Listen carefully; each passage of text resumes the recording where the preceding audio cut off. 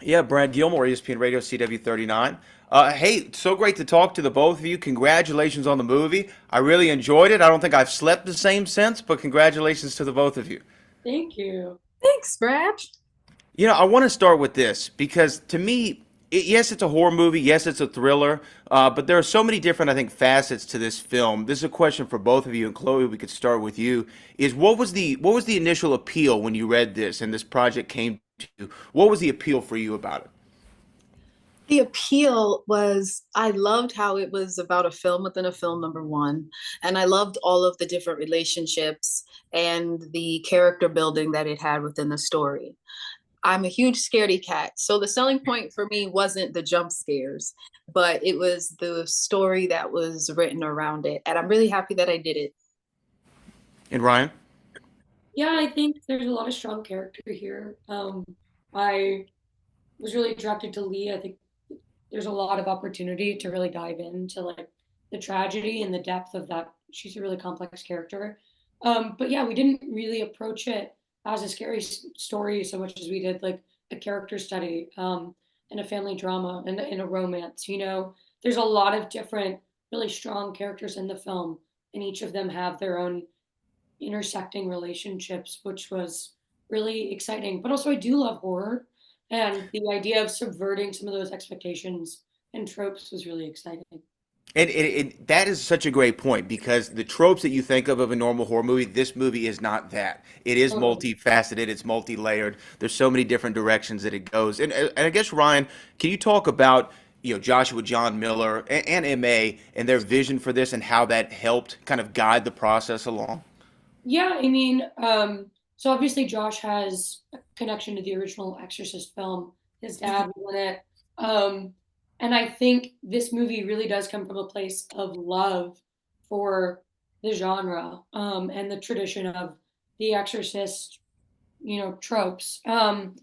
We love those movies, and we wanted to take those themes and sort of confront them and go, okay, but why is it like this? Why is it always a young woman powerless and a man saving her? And how can we still respect this genre that we love, but sort of take it further and push that envelope?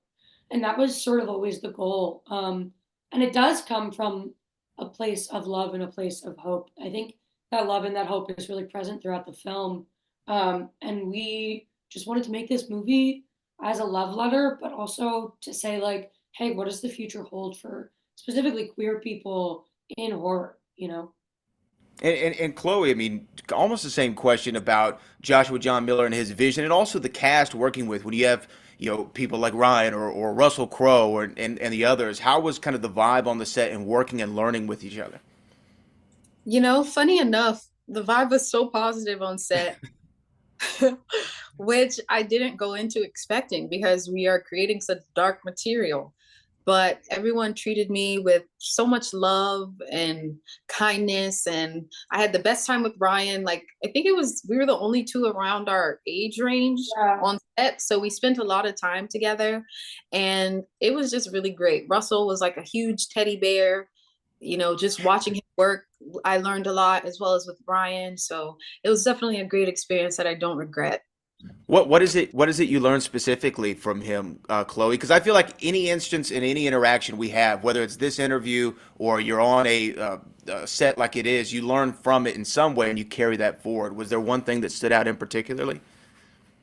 I think it's the way he gets lost within the story and his character, even after the scene is done, which is really dope. And this was me 4 years ago, so it was definitely new for me to see that, and it definitely was the beginning of my love budding so much for acting. And Ryan, again, I don't want people to think this is a straight up horror film because, like you said, there are so many layers to it. But when you're making a horror movie and in the movie you're making a horror movie, there's a lot of creepy things that tend to happen. I tend to take my work home with me. Is this something that you take home with you? Are there things that made it a little bit harder to rest at night?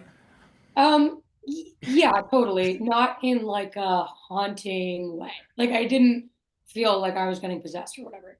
But I would like I mean, we were working like 16-hour days for like 2 months. I had like 3 days off. The first like 2 or 3 weeks, I was working 6 days a week. Like it was exhausting.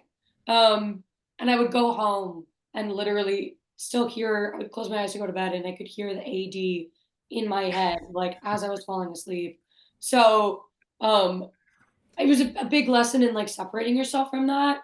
I remember Disney Plus was like a brand new thing and my little brother got it, so I like logged onto a Disney Plus account and would like decompress by turning on like Treasure Planet, which David Hyde Pierce is in. It was one of my favorites as a kid. So I like tucked myself into bed and got like Postmates and rewatched Treasure Planet, like little things like that.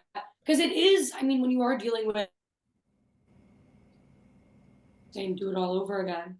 Going deeper and deeper, whether it's a scene where you're fighting demons or it's a scene where you're arguing with your father, it's hard for that not to affect you.